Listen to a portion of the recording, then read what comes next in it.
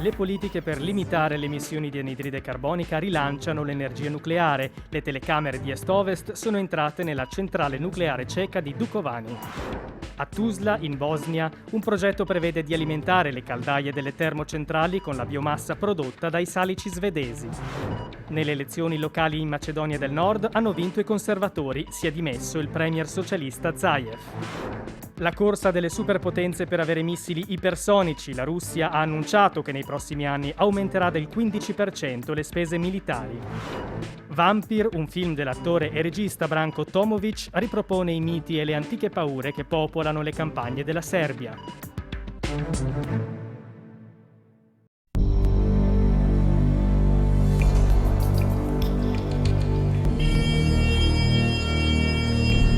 Suono acuto, le spie si accendono, è l'allarme che un guasto sta accadendo e subito scattano le misure di protezione. È un'esercitazione quella a cui assistiamo all'interno di una copia identica della sala controllo presente in ciascuno dei 4 reattori della centrale nucleare di Dukovany a 250 km da Praga, in Repubblica Ceca. Le esercitazioni qui sono quotidiane, poiché tutti i 1400 dipendenti devono fare 2 mesi di formazione obbligatoria ogni anno.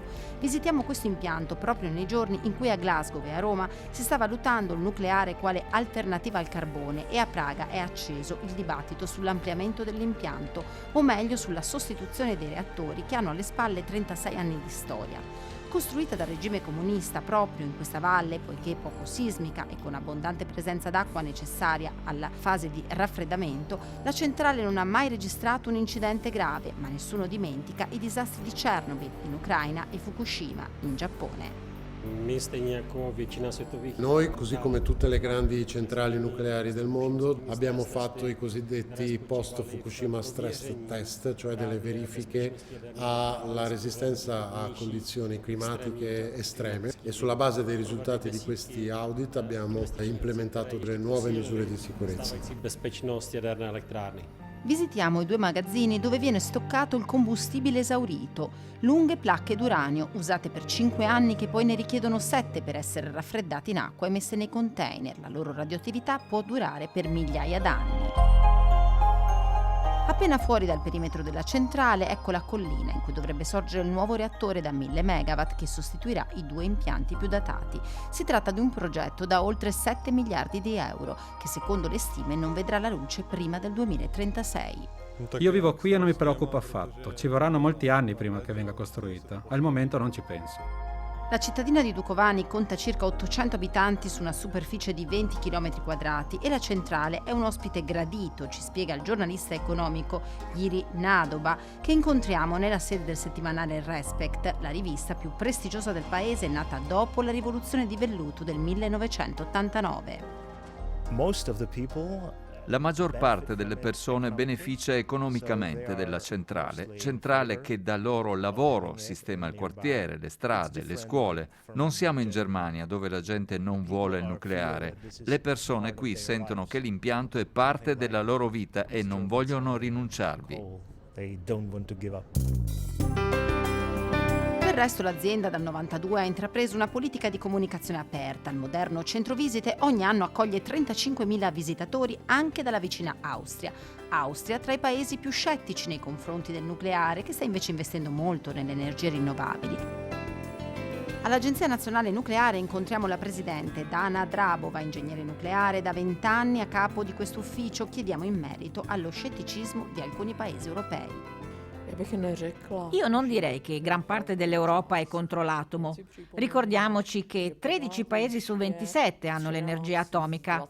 L'Austria invece è un paese molto contrario all'atomo. D'altra parte è circondata da nazioni che hanno il nucleare. Ne parliamo in modo aperto con i nostri vicini, spiegando loro tutti gli accorgimenti che adottiamo. Nessuno è in pericolo a causa della nostra attività. La Repubblica Ceca è sicuramente un paese esportatore di energia. Il carbone copre il 50% del fabbisogno, ma verrà dismesso entro il 2038. Fonti rinnovabili sono troppo poche. Determinante invece è l'atomo, con le centrali di Temelin e Dukovany, il cui ampliamento è imprescindibile da un partner che dovrà essere scelto entro il 2024. Russia e Cina sono appena state escluse dalla gara. La loro tecnologia non è conforme ai parametri europei. Incontriamo a Respect uno dei 2 fondatori della rivista, noto giornalista d'inchiesta, Jaroslav Spurny. 3 le possibilità. Primo, che non se ne faccia nulla, il progetto è lungo e costoso. Il secondo, che vincano gli americani, anche se dubito vogliano imbarcarsi in questa cosa. Terza ipotesi è che prevalgano i coreani, come vorrebbero gli esperti. Va detto che la Corea ha la tecnologia migliore e più sicura e sta spingendo per accaparrarsi il lavoro investendo nel paese. Per la Repubblica Ceca l'atomo è molto importante e anche se Spurnici confida di essere contrario al progetto d'ampliamento, dice che se deve essere fatto è bene che le grandi potenze politiche ne restino fuori. La Repubblica Ceca, conclude il giornalista, potrebbe ritrovare una sua missione a lungo termine senza la pressione di Russia, Cina, ma neppure dell'Unione Europea stessa.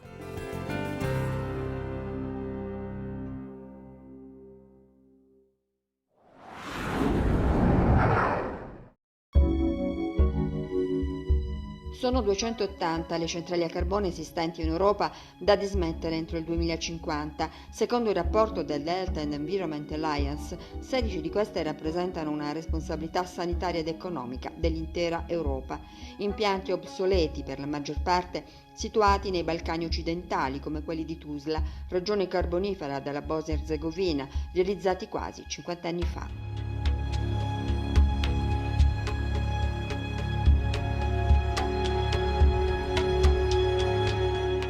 Il paese è il più grande produttore ed esportatore di energia nell'area balcanica. Le 5 centrali di Tuzla da sole generano un quarto del biossido di zolfo ascritto al vecchio continente, più di quello prodotto da Europa e Balcani insieme, più di tutte le centrali a carbone della Germania.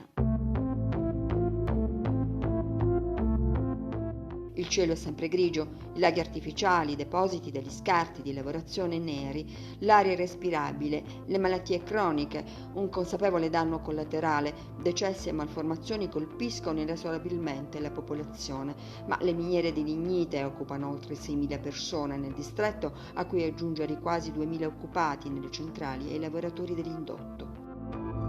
Ma sono proprio gli abitanti della regione oggi a chiedere un più veloce processo verso la decarbonizzazione, bonificare e rendere coltivabili le discariche di cenere, abbattere le emissioni degli impianti dell'Electroprivreda, soprattutto evitare la costruzione dell'unità 7 contro l'ampliamento della centrale, tante le proteste della società civile. Una transizione ecologica tutta da progettare, proponendo nel frattempo forme più sostenibili di combustibili non fossili da affiancare in un sistema misto alla lignite, come i salici svedesi piantati proprio nelle vecchie cave di carbone. In quest'area è stato realizzato un progetto pilota di piantagioni di salice termico su un ettaro di terreno con l'obiettivo di migliorare la qualità dell'aria e ridurre l'emissione di gas nocivi emessi dalla centrale che utilizza lignite. Sono state piantate 14.000 piantine su un ettaro, quindi per questa zona che piantumeremo ora in autunno abbiamo bisogno di circa 140.000 piantine che importeremo dalla Svezia.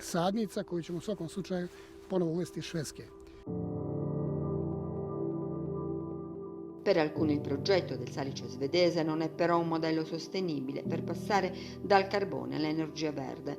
Denis Zisko è il coordinatore del programma presso il centro di Tuzla per l'ecologia e l'energia.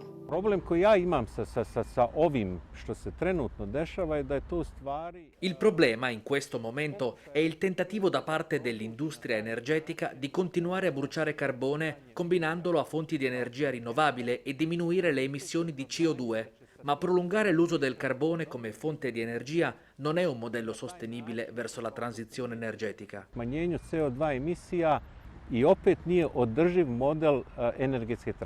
Dobbiamo smettere di cercare scuse per continuare a bruciare carbone e lavorare su strategie serie per la transizione verso fonti energetiche rinnovabili e sostenibili. Obnovljive izvore energije.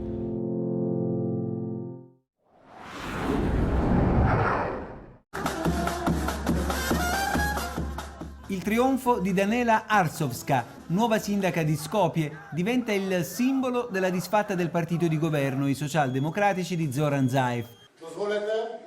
Eccolo l'ex premier mentre con accanto il candidato sindaco della capitale sconfitto Petr Šilegov annuncia le sue dimissioni da primo ministro e da leader del partito. La Macedonia del Nord è nel caos politico. Il voto amministrativo nella gran parte dei comuni e delle città, tra cui la capitale, ha premiato ai ballottaggi il partito di opposizione di centrodestra, VMRO DPMNE di Christian Mikovski, che ora passa all'incasso, come spiega uno dei maggiorenti del partito conservatore. La volontà del popolo è stata chiarissima. Scarsa fiducia nel partito di governo, grande affidamento sul nostro partito, uscito vittorioso dalle urne. Siamo in maggioranza in molti comuni e in tante città. Questo vuol dire una sola cosa: la scena politica è cambiata. Ora chiediamo nuove elezioni parlamentari o la formazione di un nuovo governo che ci veda protagonisti. La crisi di governo interviene in un momento delicato per il paese balcanico, alle prese con nuovi problemi economici legati alla crisi energetica e con una forte ripresa della pandemia. Proprio la gestione del contrasto al Covid ha fatto perdere consensi a Zaev. Non credo ci sia da preoccuparsi. In una democrazia normale questi stravolgimenti nel consenso non sono drammatici. Certo, il nostro paese è un po' più fragile di tanti altri e questo sì è magari motivo di apprensione. Ma se la popolazione ha votato per l'opposizione o per altre forze emergenti è solo perché è delusa dalle promesse mancate delle forze di maggioranza. Ma ripeto, nulla di grave, tutto regolare in democrazia. Se non si arriverà a un accordo tra i partiti di maggioranza, verrà sciolto il Parlamento e si andrà a elezioni anticipate, su cui vorrà avere voce in capitolo anche il partito di estrema sinistra, populista e antinato Levica, che alle amministrative, pur non avendo presentato candidati sindaci, ha ottenuto percentuali interessanti ed oggi è la terza forza nel paese. Per quanto riguarda l'avanzata dell'estrema sinistra, è un fenomeno politico che somiglia a tanti populismi già visti altrove. In questo caso il loro obiettivo è attrarre quanto più consenso possibile per diventare, dopo le prossime elezioni, la terza forza politica del paese e dunque l'ago della bilancia. A prescindere da come finirà, al prossimo governo toccherà riprendere in mano la patata bollente del dossier Europa, dopo il veto, questa volta da parte della Bulgaria per una disputa storica e linguistica, all'ingresso della Macedonia del Nord nell'Unione.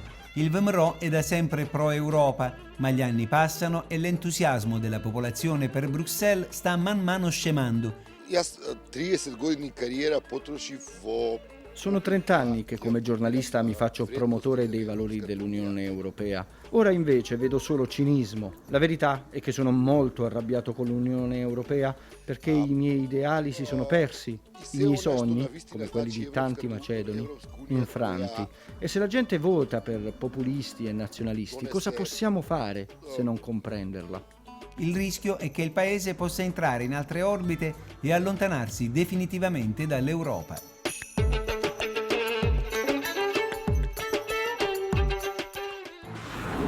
In ottobre almeno 22 donne sono state uccise da uomini in Turchia, lo riporta l'agenzia Bianet nel suo rapporto mensile dedicato alla violenza di genere, che parla di almeno 256 femminicidi dall'inizio dell'anno. Nella metà dei casi gli assassini sono avvenuti tra le mura domestiche, mentre gli assalitori sono soprattutto mariti o fidanzati e talvolta parenti o amici del marito. Le associazioni femministe turche hanno denunciato più volte l'aumento della violenza di genere, criticando l'uscita del paese dalla Convenzione di Istanbul, il più importante trattato internazionale per combattere la violenza contro le donne, ratificato da Ankara già nel 2012, ma abbandonato a marzo di quest'anno per decisione del presidente Erdogan.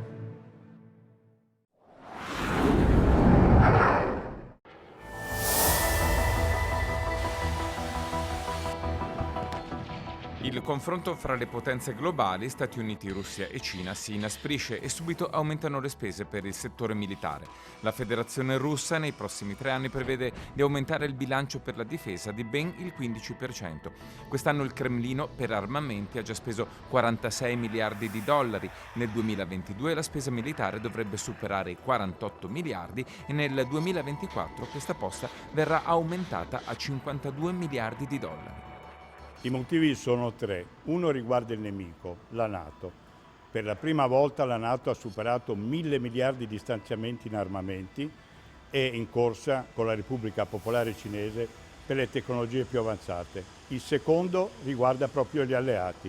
La Russia teme di essere scavalcata dalla grande spinta cinese verso le armi soprattutto ipersoniche. E la terza riguarda il fatto di rimanere nel novero delle potenze nel momento in cui verranno rinnovati tutti i contratti riguardanti la riduzione possibilmente degli armamenti e il nucleare, e vuole sedersi pari a pari agli Stati Uniti e alla NATO e alla Repubblica Popolare Cinese se sarà invitata, cosa che per i russi in questo momento non è assolutamente data per scontata. Il Cremlino, dopo l'ennesimo scandalo spionistico, ha comunicato la chiusura degli uffici di collegamento con la NATO. Però dobbiamo dire una cosa, il 2 novembre si sono incontrati il direttore della CIA e il segretario generale degli armamenti russi in una riunione molto riservata a Mosca. Dovremo vedere che cosa ne può scaturire. La Russia quest'autunno ha organizzato grandi manovre assieme alle forze armate della Bielorussia nell'area di Leopoli e dell'enclave baltica di Kaliningrad. Nel Pacifico invece le forze armate russe hanno svolto manovre insieme ai cinesi. È un rapporto molto difficile. Nel momento in cui gli Stati Uniti riconoscono che la Cina è la prima potenza sul settore ipersonico ed è praticamente diventata una concorrente della stessa Russia e quindi si può porre nelle trattative di rinnovo nucleari e per riduzione degli armamenti al pari della Russia, naturalmente la Russia è un brutto bivio, o accetta oppure cerca di scartare fin quando è possibile la presenza dei cinesi e rimanere l'unico interlocutore della NATO e degli Stati Uniti, pur se avversari. In settembre Mosca ha testato con successo il nuovo sistema missilistico antibalistico S-500 Prometei, il nucleo centrale del futuro scudo spaziale russo. Un mese fa sono state diffuse le immagini del lancio da un sottomarino di un missile ipersonico Zircon. I missili ipersonici rappresentano, sia per la Russia sia per gli Stati Uniti e la Cina, la nuova frontiera degli armamenti missilistici nucleari. Il missile ipersonico è un'arma importante perché rende obsoleta tutta la strategia di difesa fino in questo momento utilizzata dagli Stati Uniti, dalla NATO, ma anche dalla stessa Russia, perché esce dall'atmosfera, persegue delle traiettorie assolutamente non tradizionali, rientra attraverso una traiettoria non balistica e quindi colpisce praticamente a sorpresa in un punto qualsiasi, cosa che non è mai stata fatta finora. Nel 2020, nonostante la pandemia, la spesa militare globale è aumentata del 2,6%. Gli Stati Uniti e la Cina sono i paesi che hanno speso di più. L'Italia è all'11° posto. Gli Stati Uniti hanno dichiarato una spesa per il settore militare di 778 miliardi di dollari. Si stima che la spesa militare della Cina abbia raggiunto il valore di 252 miliardi di dollari.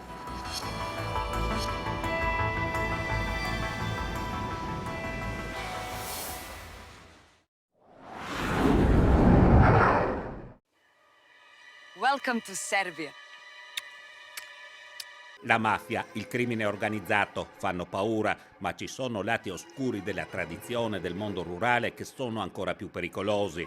Branko Tomovic, attore che abbiamo visto in tanti film e serie televisive britanniche, statunitensi e tedesche, ha scritto la sceneggiatura e firmato la regia di Vampire. Film che dopo le proiezioni a Cannes, Belgrado, a Londra e in Germania è stato presentato in concorso anche al Trieste Science Plus Fiction Festival. Tomovic nel film è il protagonista, Arnaut, che dopo aver assistito ad un crimine è costretto a fuggire da Londra e a rifugiarsi nel villaggio dei nonni paterni in Serbia. E qui scopre i vampiri. Quello che l'Occidente non sa è che le prime testimonianze scritte sui vampiri arrivarono proprio dalla Serbia, o meglio anche dalla Serbia. Nel film, di fatto, ho riproposto e riadattato varie cronache del XVIII secolo, i racconti dei miei nonni, credenze popolari. Qui dovete cercare le radici di questo film. La storia è contemporanea, si svolge nei nostri giorni, ma le radici del racconto dovete cercarle nei tempi antichi. Tomovic è nato e cresciuto in Germania, figlio di immigrati serbi. Da 20 anni lavora nei teatri e nei set cinematografici di Londra. Come succede a molti figli di gastarbeiter emigrati in Germania, quando parla in serbo si sente un forte accento tedesco. La lingua è fondamentale anche nel film. Arnaut, il protagonista, parla solo inglese e non riesce a farsi capire dagli abitanti del villaggio che gli rispondono in serbo. Usando questa chiave linguistica, Tomovic presenta la cesura tra la modernità e il mondo rurale dei Balcani. una zona che l'Occidente percepisce ancora come un pericolo, una zona che con le sue mescolanze religiose ed etniche minaccia gli schemi occidentali. Questo aspetto del racconto sui vampiri è per me molto importante. Anche se sono cresciuto in Germania, ogni estate ritornavamo in Serbia. La località dove abbiamo girato il film è il paese dei miei nonni. E proprio in questo paese, all'inizio del XVIII secolo, ci sarebbero stati questi vampiri. Da bambino ascoltavo queste storie, mi facevano paura, ma ne ero affascinato. Il film è anche il racconto di un figlio di emigrati che ritorna al paese dei suoi avi ed è costretto a confrontarsi con tradizioni che per lui sono comunque molto strane. Tomovic ha girato Vampir con mestiere e talento. Lo spettatore avrà un'ora e mezzo di tensione, paura ed emozioni forti.